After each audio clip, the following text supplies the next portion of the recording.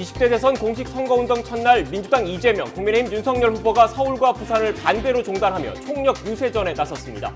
정의당 심상정 후보와 국민의당 안철수 후보는 각각 호남과 대구 경북 민심을 집중 공략하고 있습니다. 오늘 발표될 국내 코로나19 확진자는 역대 최다인 5만 명대 후반에 이를 것으로 예상됩니다. 오미크론 변이의 급속 확산에도 정부는 이번 주 사회적 거리두기 완화 조치를 발표할 것으로 보입니다. 새학기를 앞두고 교직원 확진이 급증하면서 교육부가 일선 학교와 교육지원청에 강사 채용 확대 등 대체 인력 확보 방안을 세우라고 권고했습니다. 지난 나흘 동안 서울에서만 교직원 177명이 확진 판정을 받았습니다. 데이트 폭력 피해로 신변 보호를 받던 여성이 전 연인에게 살해당하는 사건이 또 발생해 경찰이 용의자를 뒤쫓고 있습니다. 피해자가 스마트워치로 신고한 지 3분 만에 경찰이 현장에 도착했지만 용의자는 이미 현장을 떠난 뒤였습니다. 우크라이나의 전운이 짙어지는 가운데 미국이 우크라이나 수도 키예프에 있는 대사관을 폐쇄했습니다. 러시아는 외교적 협상을 계속하겠다는 뜻을 밝혔습니다. 베이징 동계올림픽에서 우리 여자 컬링 대표팀이 일본을 완파하고 2연패에서 벗어나며 4강 진출의 희망을 살렸습니다. 피겨스케이팅 여자 싱글의 간판 유영과 김예림은 오늘 쇼트 프로그램에 출전합니다.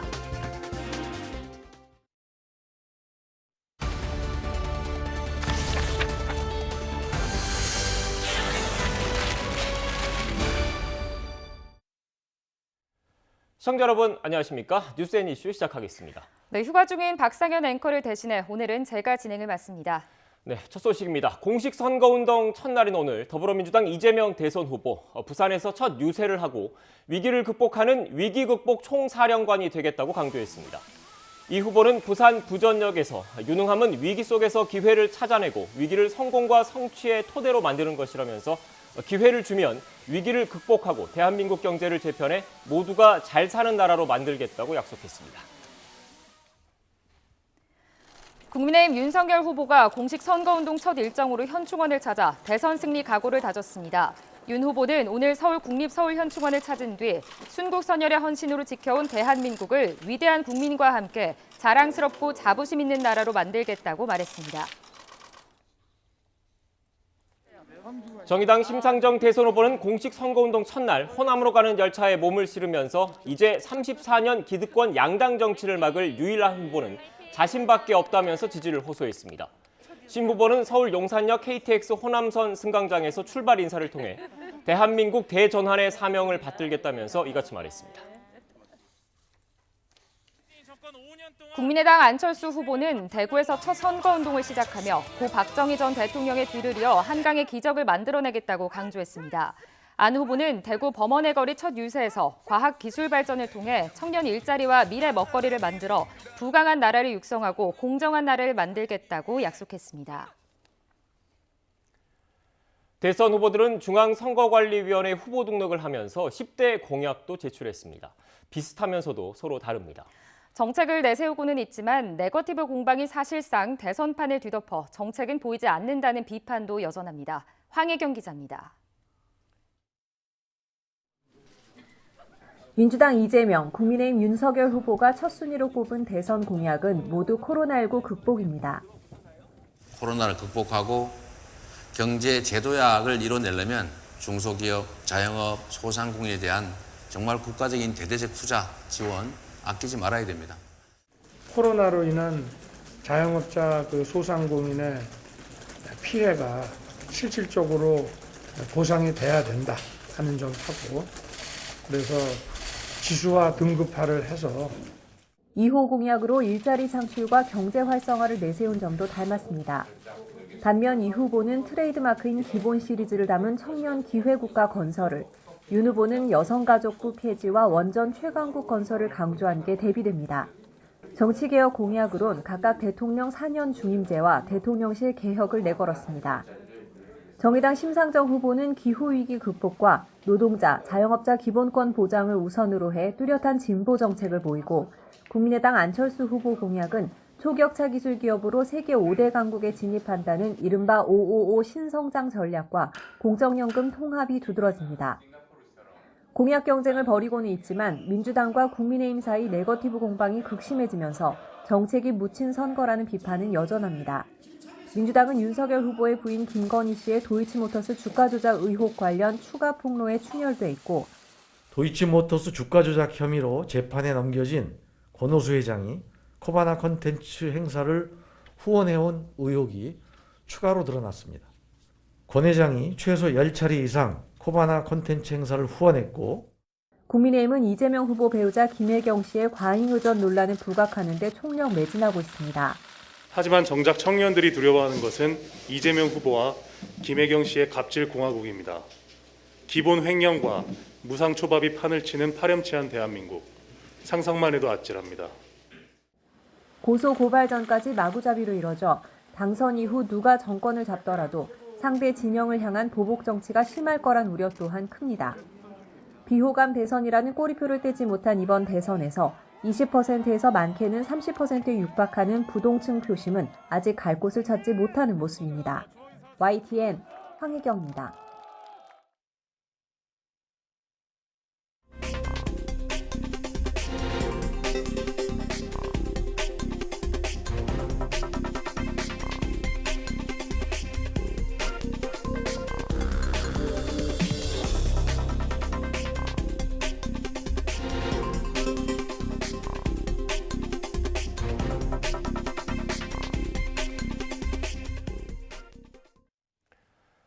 네, 지금부터는 코로나19 관련 소식 전해드리겠습니다. 코로나19 신규 확진자가 5만 7천 명대로 또 역대 최다를 기록했습니다. 정부는 이번 주 사회적 거리 두기를 완화하는 조치를 검토하고 있습니다. 취재기자 연결해서 보다 자세한 내용 알아보겠습니다. 최명신 기자. 네, 최명신입니다. 네, 먼저 신규 확진자 현황부터 정리해 주시죠. 네, 오늘 0시 기준 코로나19 신규 환자는 5만 7,177명입니다. 전날보다 2,500여 명 늘어난 역대 최다 수치인데요. 엿새째 5만 명대를 기록했습니다. 일주일 전과 비교하면 1.6배, 2주 전과 비교하면 3.1배 많습니다. 방역당국은 앞으로 2, 3주가 확산세의 고비가 될 것으로 보고 있는데요. 2월 말에서 3월 초 중순 유행 정점에 달해 하루 14만에서 17만 명 정도 확진자가 발생할 것으로 내다봤습니다. 위중증 환자는 전날보다 8명 늘어서 314명, 사망자는 61명 늘어 누적 7,163명이 됐습니다. 병상 가동률은 조금씩 오르고 있지만 아직 20%대 중반에서 유지되고 있습니다. 어제 오후 5시 기준 전국 중환자 병상 가동률은 전날보다 1.1%포인트 오른 26.8%, 수도권 중환자 전담 병상 가동률은 0.9%포인트 오른 26.5%로 나타났습니다. 오늘 0시 기준 재택치료 대상자는 24만 5,940명으로 하루 사이 13,800여 명 늘었습니다. 네, 최명신 기자, 오미크론 확산세가 이렇게 거센데 정부는 이번 주 사회적 거리 두기를 완화하는 조치를 검토하고 있다고요? 네, 사적 모임 인원을 6명 이하로 제한하고 식당이나 카페 영업시간을 오후 9시까지로 하는 현행 거리 두기 조치는 오는 20일 종료를 앞두고 있는데요. 김부겸 국무총리는 어젯밤 한 방송에 출연해 사회적 거리 두기 완화를 이번 주 안으로 결론을 내려 한다고 말했습니다.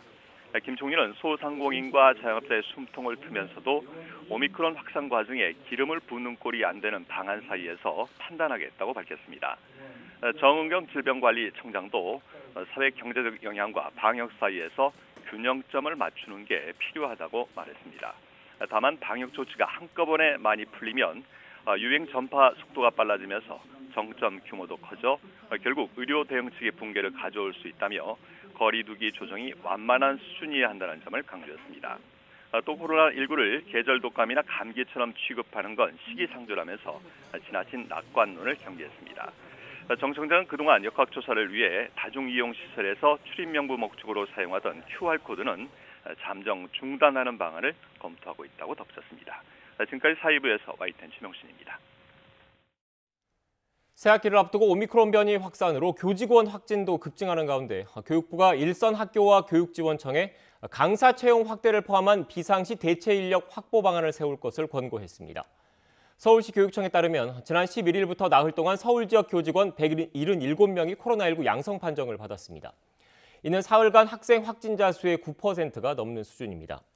교육부는 비상시 대체교원 확보 방안으로 학교에는 대체교원 활용을, 교육지원청에는 기간제 교원과 강사 등의 인력을 재정비할 것을 제시했습니다. 네, 새학기 서울 지역 학교는 코로나19로 등교하지 못하는 학생이 학년이나 학급 단위로 15%를 넘으면 등교 수업을 축소하고 원격 수업을 진행할 수 있게 됩니다. 조희연 서울시 교육감은 오늘 이 같은 내용의 오미크론 대응 1학기 학사 운영 방안을 발표했습니다. 이에 따라 서울 지역 초중고는 전교생의 3%가 신규 확진되거나 학년이나 학급 내 확진, 격리 등 등교 중지 학생이 15% 내외일 때 대면 교육 활동을 제한하거나 등교 수업을 축소할 수 있습니다. 네, 방역당국의 코로나19 관련 브리핑이 시작됩니다. 현장으로 가보겠습니다. 네, 2월 15일 화요일 중대본 브리핑을 시작하겠습니다. 전파력은 높으나 중증화율은 낮은 오미크론의 특성에 대응해서 진단검사와 재택진료 체계를 전환한 지 1주 정도 시간이 지났습니다. 참여 의료기관이 확대되고 의료 현장이 익숙해지면서 새로운 재택치료 체계와 진단검사 체계가 안정화되는 그런 단계에 접어들었다고 평가하고 있습니다. 진단검사는 중증도나 나이 60세 이상과 감염 가능성이 큰 고위험군에 대해서만 PCR 검사를 집중하고 동네 병의원에 참여하여서 신속항원 검사를 확대해 왔습니다. 진단검사를 제공하는 동네 의원은 불과 한 10여일 만에 대폭 늘어났는데요. 현재 코로나 검사와 진료가 가능한 의료기관은 총 4,014개소입니다. 이제부터는 동네 의원뿐만 아니라 병원도 진단검사 체계에 참여가 가능합니다. 2월 15일 오늘부터 병원급 의료기관에 신청을 받아서 참여기간이 확대되게 됩니다. 많은 국민들이 의료기관에서 진료를 받고 또 진단검사를 하고 계시면서 또 현재는 큰 불편 없이 안정화되어 있는 단계입니다. 앞으로도 가까운 동네 병의원이 코로나19 진단의 주력기관이 되고 또 국민들께서 손쉽게 이용할 수 있도록 의료기관도 늘리고 또 미비점을 보완해 나가도록 하겠습니다. 재택치료도 60세 이상 고위험군에 집중을 하고 있고요. 위험도가 낮은 일반관리군은 동네 병의원에서 전화 상담 그리고 처방을 받을 수 있는 체계로 전환하였습니다. 오미크론의 특성상 대부분의 환자는 무증상이거나 가벼운 증상만이 나타나고 있습니다. 입원 치료가 필요한 중등도 이상의 환자 약 10% 정도는 병원이나 생활치료센터에 입원하고 있습니다. 그리고 나머지 90% 정도의 무증상 경증 환자는 재택치료를 받고 있습니다. 60세 이상 등 집중관리군, 재택치료 중에서도요, 집중관리군에 해당하는 확진자분들께는 관리 의료기관을 통해서 매일 2회의 건강 모니터링을 받게 됩니다. 그리고 그 외 일반관리군에 해당하시는 분들께서는 증상이 있으면 진료가 필요하다라고 판단된 경우 주변 또는 본인이 자주 다니던 병의원에 전화 상담을 하거나 처방을 받으실 수가 있습니다. 또 그리고 약 수령에 있어서도 기존에는 코로나 치료하는 약을 지정했던 지정 담당 약국에서만 약품 수령이 가능했지만 내일부터는 처방약을 가까운 약국에서도 받으실 수가 있습니다.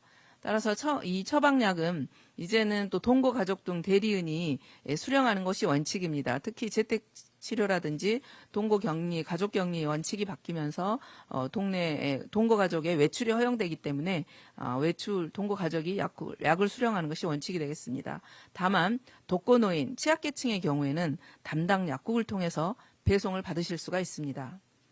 재택치료 의료기관 참여가 또 증가하면서 또 전화 상담 그리고 처방도 안정화되고 점차 늘어나고 있습니다. 또 집중관리군을 대상으로 저희들이 건강 모니터링을 실시하고 있는데요. 그 관리의료기관도 현재 676개소까지 늘어났습니다. 이 숫자는 대략 약 20만 명 정도의 집중관리군을 관리할 수 있는 그런 역량이 되겠습니다. 일반관리군을 대상으로 하는 그런 전화상담 그리고 처방에 참여하는 병의원도 호흡기 전담 클리닉 등을 포함해서 4,239개소로 늘어났습니다. 이제는 각 시도 어제 저희들 정부 중수본에서 각 시도의 의사회와 또 논의를 했었습니다. 그 결과 전화 상담이라든지 처방을 직접 참여하고 계시는 회장님들도 계셨어요. 그분들 의견을 통해 들으면 대체적으로 전화 상담 처방이 안정화되고 있고 또한 그 전화 상담으로 처방을 받은 환자들의 만족도도 높다는 그런 현장의 의견을 들었습니다.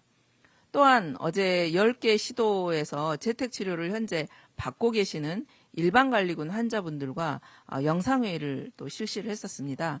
그리고 동네 그 재택치료 배정, 그리고 또 배정을 받고 나서 동네 병의원에 증상이 있었을 때 동네 병의원과 전화 상담을 한 경험, 그리고 처방을 받은 경험 등에 대해서 여러 상황 등을 들었고요. 또 아울러 건의사항도 드렸습니다. 현재 각 지자체별로는 24시간 의료 상담을 제공하는 재택치료 의료상담센터가 약 200개소가 운영되고 있습니다. 여기에서도 하루 약 10,000건 정도의 의료 상담이 제공되고 있습니다. 주로 또 여기서 상담에서 또 논의되는 문제 이외에 또 행정적인 문의도 받고 있는 행정안내센터도 운영되는데요. 약 220개소가 운영되고 있고 여기는 주로 격리 해제일이 언제인지 또 외출은 가능한 것인지 이런 것에 대한 관련 문의들이 있고 약 2만 건 정도의 행정적 상담도 아울러 제공해 왔습니다. 이처럼 전 지자체와 또 보건소 공무원들이 오미크론 대응에 총력을 기울이고 있는 상황입니다. 앞으로 참여하는 동네 병의원들을 좀 더 확대시키고 또 상담 체계도 좀 더 강화해서 재택 치료에 있어서 불편함이 없도록 지속적인 노력을 해나가도록 하겠습니다. 다음은 주요 방역 지표에 대해서도 말씀드리겠습니다. 오미크론 영향으로 확진자는 증가하고 있습니다. 그리고 현재까지 위중증 환자나 중환자 병상 가동률 등의 지표는 대체적으로 안정적 상태를 유지하고 있습니다. 60세 이상의 고령층이 대부분 차지하는 위중증 환자 수는 오늘 기준 314명입니다. 어제부터 약 300명대로 지금 진입을 했습니다. 사망자 수는 주간 평균으로 하면 34.3명이고 오늘은 61명이 사망자가 발생을 했습니다. 고인의 명복을 빌고 또 유가족들에게도 심심한 위로의 말씀을 전하겠습니다. 의료체계는 안정적인 상황을 유지하고 있습니다. 중환자 전담치료 병상은 2,619개를 보유하고 있는데요. 가동률은 26.8%가 되겠습니다. 또 10%를 유지하던 중환자 병상의 가동률도 위중증 환자의 증가에 따라서 소폭 증가하고 있는 양상을 보이고 있습니다. 준중환자 병상과 감염병 전담병원의 가동률은 각각 44.4% 그리고 41.7%로 여전히 절반 이상의 여유가 있는 상황입니다. 오미크론 확진자 31,567명을 했을 때 델타 환자가 28,271명과 연령을 표준화해서 비교해보면 치명률은 델타의 경우 0.7%, 오미크론은 0.19%입니다. 델타에 비해서 약 3분의 1 이하의 치명률입니다. 또 계절 독감으로 봐서는 약 2배 정도 수준이 되겠습니다. 정부는 이러한 오미크론의 특성에 맞춰서 진단검사 체계와 치료 체계의 전환을 추진했습니다. 참여하는 의료기관의 목록은 현재 건강보험 심사평가원 그리고 각 지자체 홈페이지에 공개되고 있습니다. 그리고 아울러 각종 포털에서도 검색을 할 수가 있습니다. 또 어제부터는 또 코로나로 입원하거나 격리된 사람에 대한 생활비 지원비에 대한 산정 기준이 현재 가구 구성원 수가 아닌 가구 내 실제 격리자 수를 기준으로 개편되었습니다. 또 재택치료자에 대한 추가 지원을 좀 중단했고요. 유급 추가비 지원 상한액도 현실에 맞게 조정되었습니다. 이로 인해 보다 신속한 지원이 가능하고 가구 내 실제 입원 또는 격리자 수를 반영해서 보다 합리적인 지원이 이루어질 수 있도록 변화가 되었습니다. 오미크론 유행에 대응해서 스스로를 보호할 수 있는 가장 효과적인 수단은 여전히 예방접종입니다. 예방접종은 감염을 줄이고 중증과 사망을 막습니다. 미접종자는 12세 이상의 6.0%에 불과한 소수이지만 지난 8주간 중환자의 62% 그리고 사망자의 66.5%를 점유하고 있습니다. 또한 확진자 41만 명의 17.7%를 차지하고 있습니다. 중증 환자와 사망자 중에 미접종자가 차지하는 비율이 절반을 넘어서 시간이 갈수록 커지고 있습니다. 중증 그리고 사망 위험이 월등히 높은 미접종자와 60세 이상의 고령층 감염을 최소화하는 데 오미크론 대응의 성패가 달려 있습니다. 예방접종을 아직 받지 않으신 분들이 계신다면 꼭 접종에 참여해 주시기를 바랍니다. 특히 60세 이상 고령층은 본인의 안전을 위해 3차 접종을 반드시 받으시기를 당부드리겠습니다. 특히 미접종자와 고령층의 경우에는 지금과 같이 대유행이 확산되는 시기에는 일상생활을 좀 주의해 주시기를 당부드리겠습니다. 사람이 많은 밀폐된 다중이용 시설 이용을 좀 피해 주시고 또 KF80 이상의 마스크를 착용해 주십시오. 또 손 씻기, 환기 등 방역 수칙을 철저히 지켜주시기 바랍니다. 정부도 모든 총력을 다해서 새로운 방역과 의료 체계가 안착되고 국민들의 일상이 회복이 다시 나아갈 수 있도록 최선을 다하도록 하겠습니다. 감사합니다. 네, 지금부터 질의응답 시간을 가지겠습니다. 네, 지금까지 방역당국의 코로나19 관련 브리핑 전해드렸습니다. 오미크론 변이 대응 체계로 전환한 이후에 치료 상황에 대한 설명이 오늘 브리핑에서는 있었습니다. 주요 내용을 간략하게 다시 한번 정리해드리겠습니다. 먼저 입원 치료가 필요한 중등도 이상 환자 10% 정도가 입원해서 치료를 받고 있다는 설명이 있었고요. 나머지 90% 정도의 무증상 경증 환자는 재택 치료를 받고 있다는 설명도 있었습니다.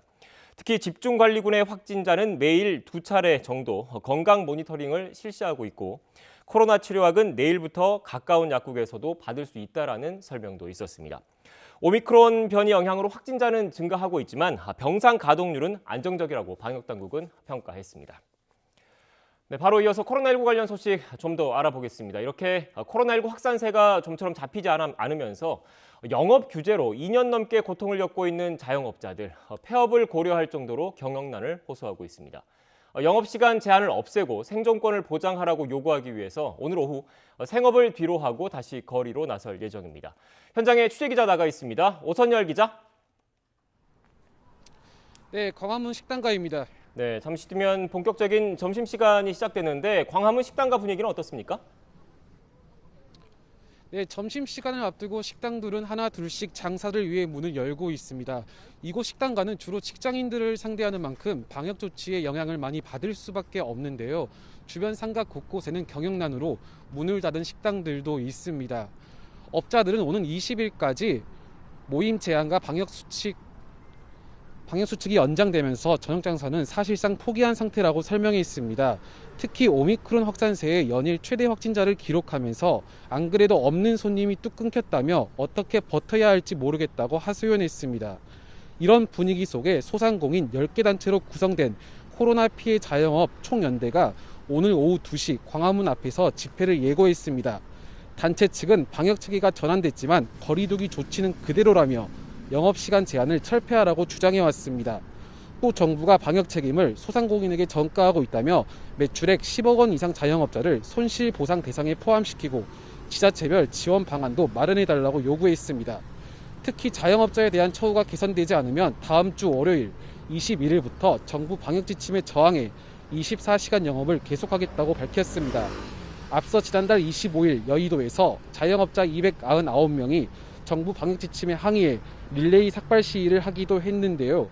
오늘도 삭발식과 함께 청와대를 향해 함께 행진하며 시위를 이어갈 예정입니다. 이와 관련해 서울시는 집회 금지 명령을 내리지 않겠다는 방침입니다. 다만 경찰은 집회 인원이 299명을 넘기거나 방역 수칙을 어길 경우 불법 집회로 판단하고 엄정 대응하겠다고 밝혔습니다. 지금까지 광화문 식당가에서 YTN 오선열입니다. 정부가 코로나19 자가진단 키트 공급 관리에 직접 나선 가운데 보건복지부와 특정 업체를 사칭해서 진단 키트를 특별 공급하겠다는 사기 업체까지 등장한 것으로 YTN 취재 결과 확인됐습니다. 수법이 금융사기에 흔히 쓰이는 보이스피싱과 유사한데 대한약사회까지 나서서 주의를 당부했습니다. 윤혜리 기자의 단독 보도입니다. 재택치료로 전환되면서 자가진단 키트에 대한 관심이 컸던 지난 11일. 서울 종로구 일대 약국에 자가진단 키트를 특별 공급한다는 공문이 뿌려졌습니다. 같은 시간에 팩스로 일제히 보내졌습니다. 자가진단 키트 특정 제조업체 명의로 되어 있으며 단가도 시중가보다 2,000원가량 저렴합니다. 공문에는 보건복지부의 지시로 자가진단 키트를 평소 공급 가격의 절반에 특별 공급한다며 조속히 신청하라는 내용이 담겼습니다. 진단 키트를 간절히 원했던 약사들은 늦을세라 공문을 보낸 업체에 전화를 걸었습니다. 하지만 이 업체는 그런 공문을 보낸 사실이 없다며 한마디로 사기라는 답변이 돌아왔습니다. 그 번호로 전화를 해봤더니 사기다고 회사 측에서도 구하기가 좀 힘들어요. 회사로 전화했는데 전화 바꿔지는지 통화가 안 되더라고요. 문의 전화가 폭주하자 해당 업체는 대한약사회를 통해 공지문을 전달하기까지 했습니다. 서울만이 아니라 제주, 춘천, 충청도, 전라도 전국에서 많이 문의가 오셨었고요. 한 100여 통 이상 전화가 오셨었습니다. 더구나 공문에 적힌 진단키트는 국내에 판매 허가도 받지 않은 제품이었습니다. 국내 정식으로 판매 허가를 받은 개인용 자가진단 키트는 모두 6개입니다. 그런데 공문에 적힌 셀트리온 디아 트러스트 자가진단 키트는 지난해 10월 미국 FDA 식품의약국으로부터 긴급 사용 승인을 받은 수출용 제품일 뿐입니다. 대한약사회는 사기 행위로 강하게 의심하고 있습니다. 약국에 가짜 공문을 보내놓고 업체 소속을 사칭한 직원이 약국을 직접 방문해 돈을 입금하면 진단키트를 보내주겠다며 성결제를 요구한 뒤 잠적해버리는 것으로 의심하고 있습니다. 금융사기인 보이스피싱 수법과 유사합니다. 워낙 재고가 없다 보니까 이런 좀 급박함을 틈타서 그런 비정상적인 거래를 하려고 하는 거죠. 재작년 초 마스크 대란 때도 허가를 받지 않은 제품을 정식 제품으로 속여 약국에 판매하려던 여러 일당들이 적발되기도 했습니다. 식품의약품안전처는 자체 조사를 벌여 필요하면 경찰에 수사를 의뢰할 계획입니다. YTN 윤혜리입니다. 미국 질병통제예방센터 CDC는 현지 시간 14일 코로나19 확산을 이유로 한국으로 여행을 가지 말라고 자국민에게 권고했습니다.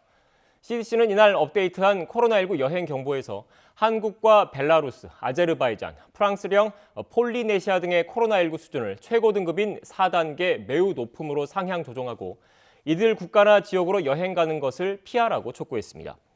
그러면서 한국으로 반드시 여행을 가야 한다면 그 전에 백신을 접종하고 자격이 된다면 부스터샷까지 맞으라고 조언했습니다.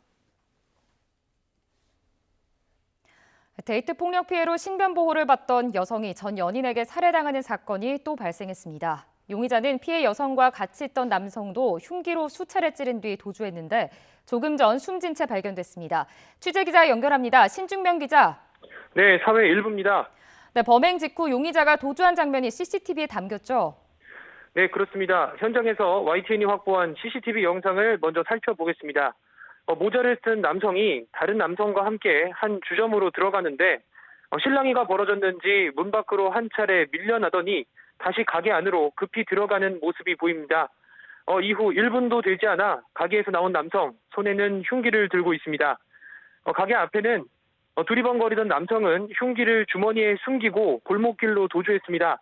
사건이 발생한 건 어젯밤 10시 10분쯤입니다. 서울 구로동에 있는 호프집에서 46살 여성 김모 씨와 56살 남성 이모 씨가 흉기에 찔렸습니다. 용의자는 56살 남성 조모 씨로 과거 김 씨와 연인 관계였던 것으로 확인됐습니다. 당시 김 씨는 자신이 운영하는 호프집에서 이 씨와 술을 마시고 있었는데 조 씨가 이곳에 찾아와 두 사람에게 흉기를 휘두른 뒤 도주했습니다. 김 씨는 사건 당시 밤 10시 12분에 스마트워치로 경찰에 신고했고 이후 3분 만에 경찰이 현장에 도착했지만 용의자 조 씨는 이미 현장을 떠난 뒤였습니다. 피해자들은 곧장 병원으로 옮겨졌습니다. 하지만 김 씨는 숨졌고 이 씨는 얼굴과 복부 등을 다쳐 계속 치료를 받고 있습니다. 조 씨는 차를 타고 이동하다 차를 버리고 서울의 한 야산으로 도주한 것으로 전해졌습니다. 서울 구로경찰서는 인근 CCTV 등을 분석하며 휴대전화를 끈 채 도주한 조 씨를 추적했는데요. 조금 전 경찰이 서울 양천구 야산에서 조 씨의 시신을 발견한 것으로 파악됐습니다. 경찰은 조 씨가 극단적 선택을 한 건지 등을 조사할 방침입니다. 네, 용의자는 데이트 폭력으로 체포됐다가 풀려난 뒤 또 범행을 저질렀다고요? 네, 앞서 피해자 김 씨는 헤어진 사이였던 조 씨가 다른 남성과 교제한다고 의심하며 자신에게 데이트 폭력을 가하자 조 씨를 폭행과 특수협박 혐의로 경찰에 고소했습니다. 이게 살인사건 발생 사흘 전인 지난 11일이었습니다. 당시 경찰은 김 씨를 즉시 피해자 안전조치 대상으로 등록하고 스마트워치를 지급했습니다. 조 씨는 같은 날 오후 5시쯤 피해자의 가게를 찾아갔고 경찰은 조 씨를 현행범 체포했습니다. 경찰은 조 씨의 구속영장도 신청했지만 검찰이 일부 혐의에 대한 소명이 부족하다며 기각하면서 풀려났고 이틀 뒤 살인범행으로 이어졌습니다. 지금까지 사회 1부에서 YTN 신준명입니다.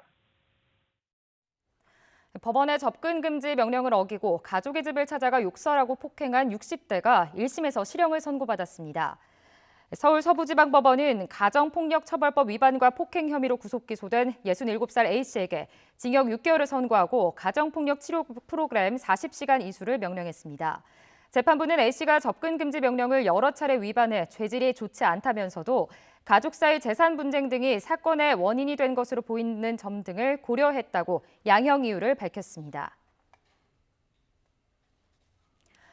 네, 조금 전 들어온 속보 먼저 전해드리겠습니다. 현재 청와대 브리핑 대통령 발언을 전해드리겠습니다. 문 대통령이 공정하고 안전한 선거 관리에 만전을 기해달라고 밝힌 것으로 전해졌습니다.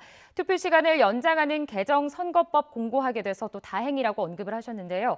최대한 안전하게 대선이 치러지도록 차질 없도록 준비해달라고 언급했다는 내용까지 전해졌습니다. 다시 한번 간단히 전해드리도록 하겠습니다. 청와대 대변인 브리핑이 대통령 발언이 전해졌습니다. 문 대통령이 공정하고 안전한 선거 관리에 만전을 기해달라, 최대한 안전하게 대선이 치러지도록 차질 없도록 준비해달라고 밝혔다는 소식 전해드리겠습니다. 자세한 소식은 이어지는 뉴스에서 전해드리겠습니다.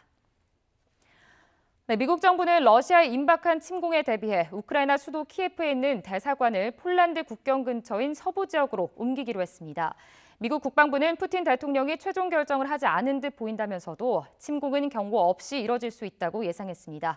워싱턴 강태욱 특파원의 보도입니다. 미국 정부가 키예프에 있는 미국 대사관을 우크라이나 서부 지역의 르비브로 이전하도록 했습니다. 르비브는 키예프에서 80km가량 떨어진 폴란드 국경 근처에 있는 곳입니다. 토니 블링컨 국무장관은 대사관 직원의 안전에 대한 우려에서 이 같은 조처를 내렸다고 설명했습니다. 다만 대사관이 키예프에 있는 우크라이나 정부와 계속해서 협의할 것이라고 덧붙였습니다. 안보 상황을 지속적으로 검토하고 있다며 긴장에 대한 외교적 해결 노력도 계속할 것이라고 강조했습니다. We are in the process of moving our operations from Kyiv to Lviv. The Chargé is already in Lviv. The vast majority of our team is in Lviv. 미국은 러시아의 우크라이나 침공이 언제든 가능한 상태로 침공이 임박해 있다고 보고 있습니다. 미국 국방부는 푸틴 대통령이 최종 결정을 아직 내리지 않았다고 봤습니다. 하지만 군사행동은 언제든지 일어날 수 있다고 설명했습니다. 그러면서 러시아의 침공은 경고가 거의 없거나 아예 없을 수 있다고 전망했습니다. So I won't get into a specific date. I don't think that would be smart. I would just tell you that it is entirely possible that he could move with little to no warning. 또 로이드 오스틴 국방장관이 나토와 폴란드 등을 잇따라 방문해 임박한 침공에 대비해 협의할 것이라고 덧붙였습니다. 바이든 대통령이 언급한 침공 날짜가 이틀 앞으로 다가오면서 미국 정부는 그에 맞춰 모든 대비를 마치려는 듯 보입니다. 워싱턴에서 YTN 강태욱입니다. 볼로디미르 젤렌스키 우크라이나 대통령이 미국 등 서방이 러시아가 침공을 개시할 가능성이 있는 날로 지목한 16일을 단결의 날로 선포했습니다. 젤렌스키 대통령은 현지 시간 14일 대국민 연설에서 전 세계 우크라이나의 단결을 보여줄 것이라며 이같이 말했습니다. 따라서 대통령실은 16일 모든 마을과 도시에 국기를 개양하고 오전 10시 전 국민이 국가를 재창하라는 명령을 내렸습니다.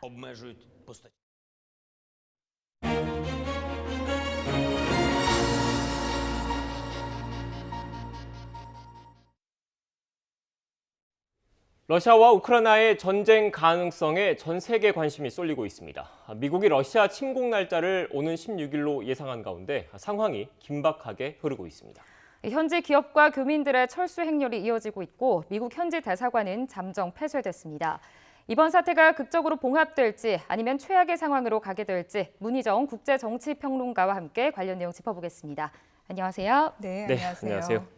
평론가님, 앞서 기자 리포트를 통해서도 관련 내용을 좀 간략하게 정리를 해드렸는데 미국이 우크라이나 수도에 있는 그 미국 대사관을 잠정 폐쇄를 했습니다. 그래서 전쟁 가능성이 좀 높아진 것 아니냐 이런 우려가 좀 커지고 있는데 어떻게 보십니까?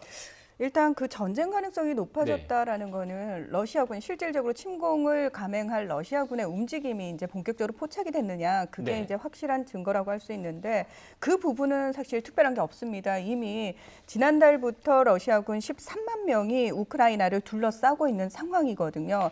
근데 이제 다만 말씀하신 것처럼 미국을 비롯해서 서방 국가들의 어떤 대사관이라든지 외교공관들이 지금 자리를 비우고 있을 뿐만 아니라 우크라이나에 거주하고 있는 자국민들을 향해서 이제 대피를 하라고 얘기를 한 거죠. 자, 그런 차원에서 본다면 긴장감이 계속 고조되고 있는 건 맞습니다. 하지만 그렇다면 우크라이나 내부에서 무슨 사재기라든지 또는 전쟁에 대비해서 어떤 불안감이 많이 증폭이 됐다거나 또는 러시아 내에서 우크라이나를 공격할 것이다 또는 어떤 특수한 상황이 펼쳐질 수도 있다라는 언론 보도라든지 이런 부분들은 사실 전혀 없습니다. 그래서 어떻게 보면은 지금 긴장감이 고조되고 있는 건 지난해 12월 말부터 계속해서 이렇게 진행돼 오던 차원이 계속해서 이어지고 있다라고 보시면 될 것 같고요. 특별히 그 16일이라는 얘기가 나오기는 했습니다만 그래서 러시아가 우리가 생각하는 것처럼 마치 그 우크라이나의 수도인 키예프를 뭐 직접 공습을 한다거나 이런 일은 전문가들 입장에서는 가능성이 크지 않다 이렇게 보고 있습니다. 네. 네, 러시아는 우크라이나의 이 나토 가입을 지금 막으려고 하고 있죠. 네. 전쟁 가능성까지 나오고 있는데 어쩌다가 사태가 여기까지 온 걸까요? 사실 러시아 같은 경우에는 푸틴 대통령의 목표는 뚜렷합니다. 예전에 소련 일대 그 소련이 영향력을 미치던 동유럽 국가, 중유럽까지 가서 그 나라들에 대한 영향력을 회복하고 싶어하는 상황이거든요. 하지만 그 나라들 대다수가 이미 그 유럽연합에 가입을 했거나 또는 북대서양 조약기구라고 하죠. 서방 국가들의 안보협력기구에 포함이 된 상태입니다. 그래서 거의 유일하게 남은 나라가 벨라루스하고 우크라이나라고 할 수가 있어요. 그래서 사실 독일 통일을 결정을 할 때 그 나토에 대응하는 바르샤바 조약기구라고 해서 소련이 이제 꾸리고 있던 안보협력기구가 해체를 하는 조건으로 더 이상 그 나토나 또는 서방 국가가 옛 소련권 국가로 동진을 해오지 않는다라는 약속을 했는데 사실은 그 약속을 나토 측에서 어긴 거죠. 그래서 러시아는 겉으로 이제 요구하는 명분은 굉장히 뚜렷합니다. 더 이상 나토가 러시아 쪽으로 동진을 해오지 말아라. 그리고 우크라이나는 러시아에 있어서 굉장히 중요한 나라 중에 하나인 게 뭐 식량 자원이라는 측면에서도 그렇고 러시아가 서방 쪽으로 나올 수 있는 지역을 끼고 있는 곳이 바로 우크라이나거든요.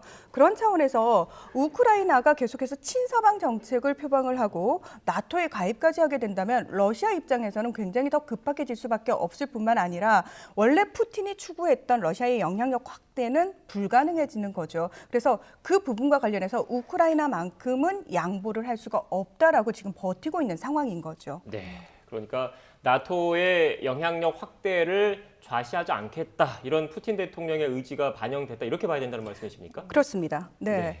알겠습니다. 일단 뭐 전반적인 상황에 대해서도 좀 설명을 해주셨는데 우크라이나라는 나라와 러시아라는 국가 역사적으로도 좀 그 연관성이 좀 깊은 것 같더라고요. 그렇습니다. 뭐 우크라이나하고 러시아 뭐 소련 시절에 거의 한 국가로 묶여 있었던 나라지 않습니까? 근데 사실은 우크라이나가 소련에 속해 있을 당시에 러시아라고 얘기를 하면 안 될 것 같고 소련이라고 얘기를 해야 될 것 같아요. 자, 소련은요, 그 본인들의 위성 국가 안에 굉장히 많은 러시아인들을 이주를 시킵니다. 네. 그러니까 이건 무슨 얘기냐면 러시아가 주로 동토인 땅들이 많기 때문에 쓸모가 있는 땅들의 러시아인들을 의도적으로 이주를 시키고 그곳에 살고 있던 사람들을 시베리아라든지 중앙아시아로 강제 이주를 시키는 작업들을 하거든요.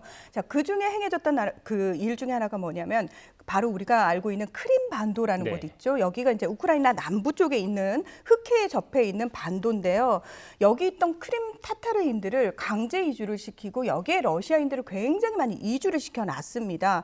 그래서 2014년에 푸틴이 무엇을 했냐면은 강제 병합을 하게 되는데요. 다시 말해서 뭐 군대를 밀고 들어가서 그 크림반도를 차지한 것이 아니라 이미 크림반도 내에 러시아의 주민들의 비율이 훨씬 높습니다. 그래서 주민들 자체적으로 뭐 우크라이나로부터 독립을 할 수 있게 허락을 해줘야 되는 거 아니냐라는 식으로 내부적으로 혼란을 많이 조장을 했습니다. 네. 그래서 자체적으로 2014년에 크림반도 내에서 주민 투표를 했고요. 90% 이상 넘는 주민들이 우리는 우크라이나로부터 독립을 하겠다. 왜? 러시아인들이 훨씬 비율이 높으니까요.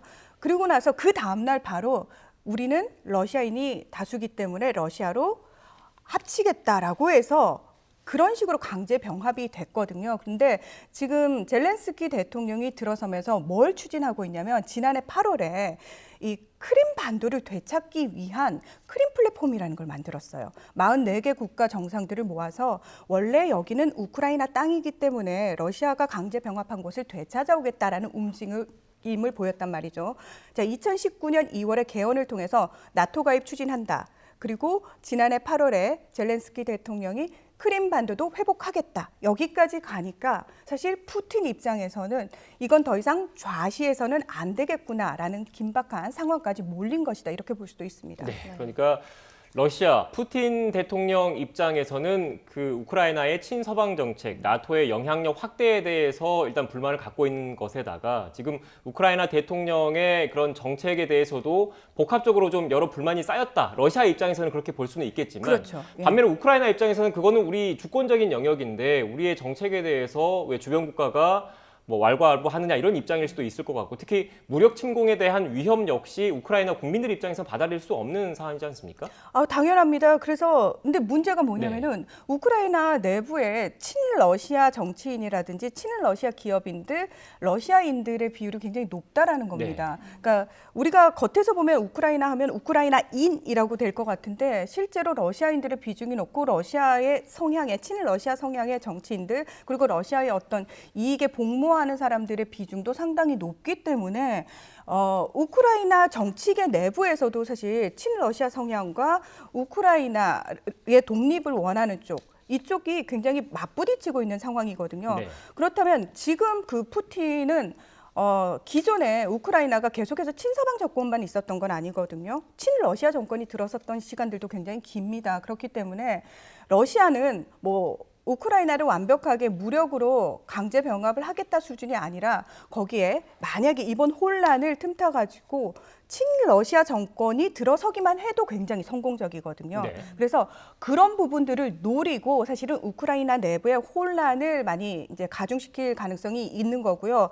이미 그런 부분들이 많이 보이고 있고요. 근데 이제 우크라이나 내에서는 말씀하신 것처럼 지금 젤렌스키 대통령이 16일을 뭐 단결의 날로 선포를 했지만 지난달부터 뭐 어린 아이부터 할머니까지 우크라이나를 러시아로부터 지키기 위해서 많은 국민들이 군사훈련을 받는 그런 모습도 포착이 되고 있습니다.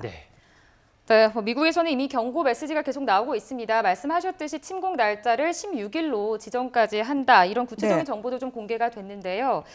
기밀 정보가 좀 실시간으로 나오는 건 이례적이라고 좀 보입니다. 어떤 배경으로 좀 저희가 봐야 될까요? 자, 미국 같은 경우에는 아프가니스탄에서 굉장히 억지로 철군을 했죠. 그 과정에서 엄청난 희생을 겪기도 했고요. 많은 국제사회의 비난에 직면을 하기도 했습니다. 자, 미국의 지금 외교 정책은 뭐냐면은 분쟁 지역에 개입하지 않는답니다. 그러니까 사실 도널드 트럼프 전 행정부 때 그게 확실하게 드러나기 시작했고요.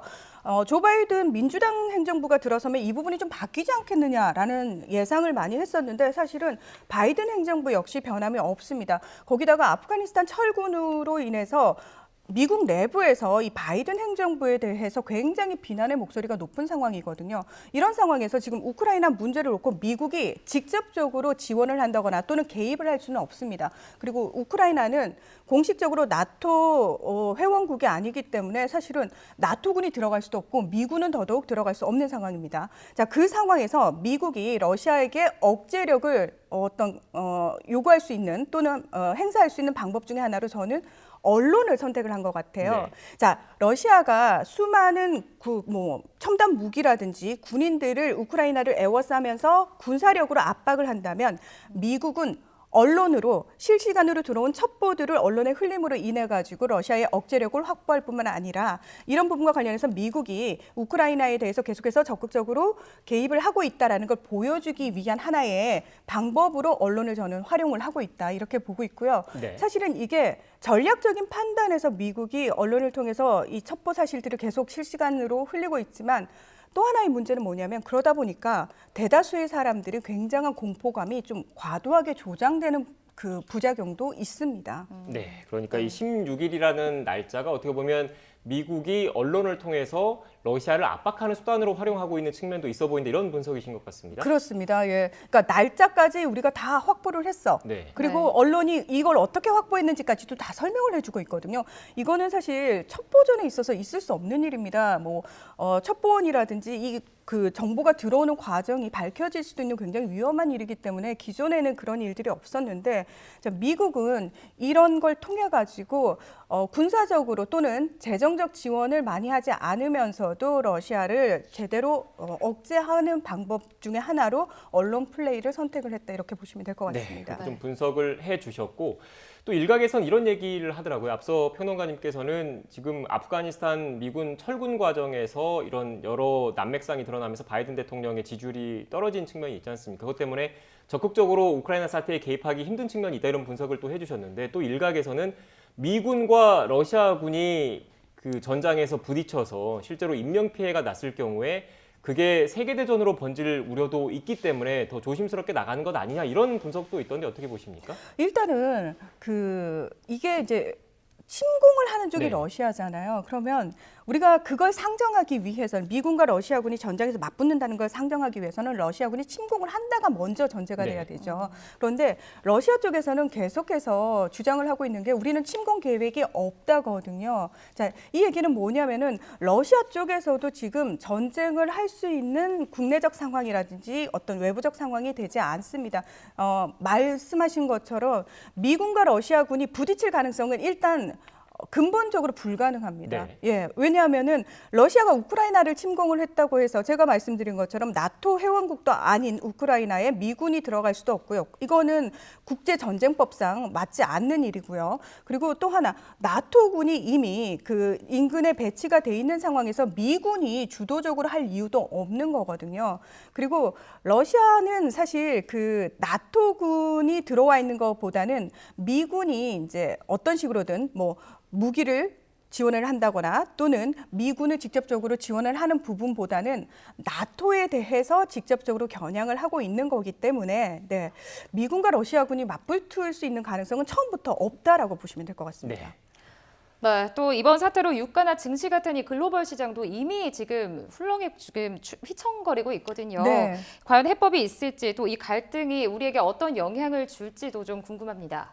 사실은 러시아가 이제 전통적인 개념에서는 침공을 안 했지만 최근 들어서 하이브리드 전쟁이라고 해서 사실은 굳이 무기를 들고 싸우지 않더라도 경제적 압박을 가한다거나 또는 불안을 야기해서 그 내부에 들어와 있던 어떤 외국인들의 투자를 밖으로 빠져나가게끔 한다거나 또는 국제사회에서 고립을 시킨다거나 이런 굉장히 다양한 방식의 전쟁이 이미 치러지고 있는 상황에서 러시아는 사실 우크라이나를 그런 여러 면에서 이미 공격을 하고 있는 거거든요. 사실은 그 공격이 어느 정도 먹혔기 때문에 유가라든지 증시가 영향을 받는 거거든요.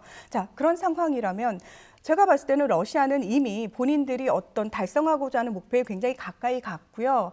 그리고 이걸 통해서 우크라이나의 어떤 협상력이 떨어졌고 사실은 미국과 러시아가 결국은 외교적 해결법을 통해 가지고 이 방법을 이제 강구를 해야 되는 상황인데 서로 그 협상 테이블에서 얼마만큼 강한 카드를 쥘 것이냐를 놓고 지금까지 한 2, 3개월간 갈등을 해온 상황이기 때문에 이미 러시아는 어느 정도는 목표를 달성을 한 상황이고요. 이렇다면은 미국이 더 극단적인 상황이 가지 않기 위해서 결국은 협상을 할 수밖에 없을 것이다. 네, 이런 부분은 유엔이라든지 또는 유럽연합 차원에서도 결국은 외교적 해법만이 방법이다라고 얘기하고 있는 것과 일맥상통하다고 할 수 있습니다. 네, 외교적 해법이 계속 좀 추진돼야 할 것 같다라는 말씀이셨던 것 같고 추가적으로 좀 질문을 드리겠습니다. 그 우크라이나 사태 이전에도 이른바 글로벌 공급망 문제 때문에 기름값이라든지 여러 천연자원이라든지 가격들이 많이 올랐잖아요. 그런데 러시아 같은 경우에는 주요 산유국에다가 천연가스도 많이 수출하는 국가이기 때문에 실제로 이런 물리적인 충돌 상황이 벌어져서 서방 국가, 특히 미국을 중심으로 서방 국가가 러시아에 대해서 경제 제재를 가했을 경우에 공급이 더 축소되고 기름값이 오르면 기름을 원료를 수입해야 되는 우리나라 입장에서는 경제에 타격을 줄 수밖에 없는 것 아닐까요? 자, 우리나라 같은 경우에는 사실 러시아가 그렇게 제재를 받는 상황까지 가려면은 실질적으로 침공에 준하는 행위를 해야지만 그 제재를 받을 수가 있거든요. 하지만 제가 앞서 말씀드린 것처럼 러시아가 그렇게 실질적으로 침공에 준하는 상황까지는 전면전은 사실 상상할 수 없는 상황이고요. 그렇다면 국제적인 제재라고 할지라도 우리나라가 영향을 받을 정도의 제재까지 가려면은 굉장히 긴급한 상황이 돼야 되는데 거기까지는 가지 않을 거라는 게 대다수 전문가들의 예상이라고 볼 수가 있습니다. 네, 알겠습니다. 실제로 물리적 충돌이 이루어졌을 경우에는 군인뿐만 아니라 다수의 민간인 그 희생자도 나올 수 있기 때문에 양측이 충분히 대화와 타협을 통해서 외교적 해법을 모색했으면 좋겠습니다. 지금까지 문희정 국제정치평론가와 함께 관련된 이야기 나눴습니다. 오늘 말씀 고맙습니다. 고맙습니다.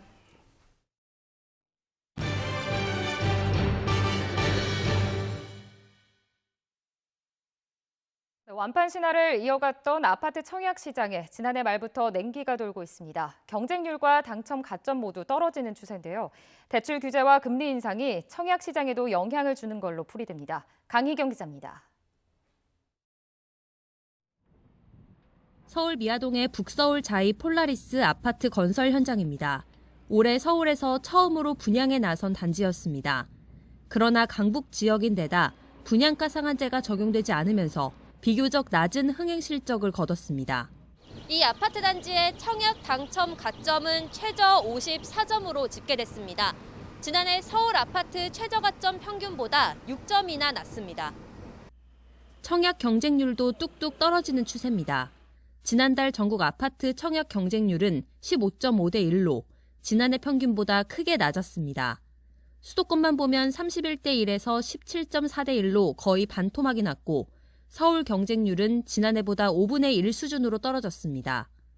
대출 규제와 금리 인상 등의 영향으로 이른바 묻지마식 청약 수요가 빠지고 있는 것으로 보입니다.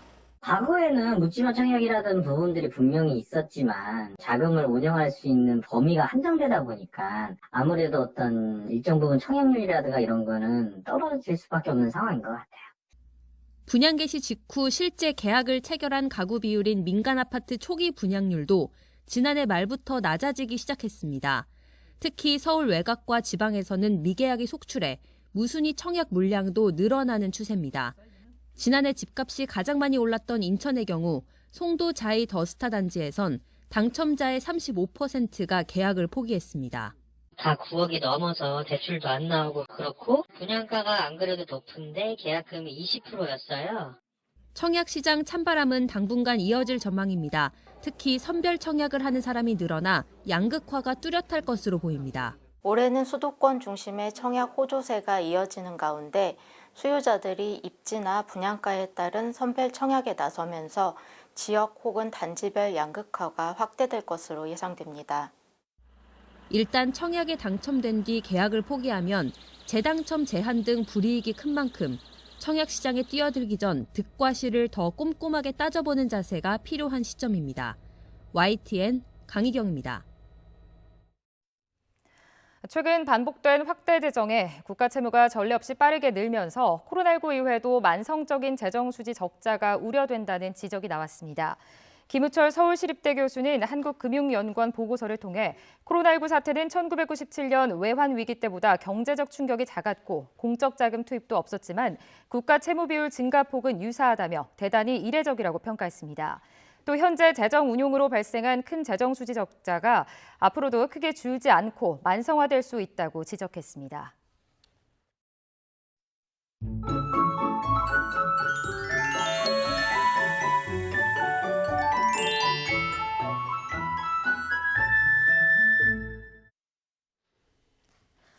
정월 대보름인 오늘 강추위가 이어지고 있습니다. 오늘 서울 아침 기온 영하 6.1도로 어제보다 6도나 낮았는데요. 한낮에도 서울은 영하 1도로 영하권에 머물겠고 어제보다 9도가량 낮겠습니다. 이 때문에 서울을 포함한 중부와 경북 내륙에는 한파특보가 내려져 있습니다. 외출하실 때는 추위 대비 잘해주시기 바랍니다. 오늘 눈 소식도 있습니다. 아침에 내륙에 살짝 날리던 눈은 점차 소강 상태를 보이겠지만 지형적인 영향을 받는 서해안은 오늘 밤부터 다시 많은 눈이 집중될 것으로 보입니다. 모레까지 제주 산간에 최고 10cm, 호남 내륙에 최고 7cm, 충청과 제주도에는 1에서 5cm의 눈이 예상됩니다. 오늘 낮 기온 살펴보겠습니다. 서울 영하 1도, 대전 1도, 광주 2도가 예상됩니다. 내일과 모레는 서울 아침 기온이 영하 11도까지 떨어지면서 추위가 절정에 달하겠고요. 이번 한파는 금요일에 점차 누그러질 전망입니다. 날씨였습니다. 뉴스앤이슈 2부는 정치권 소식으로 문을 열겠습니다. 저희는 잠시 뒤에 뵙겠습니다.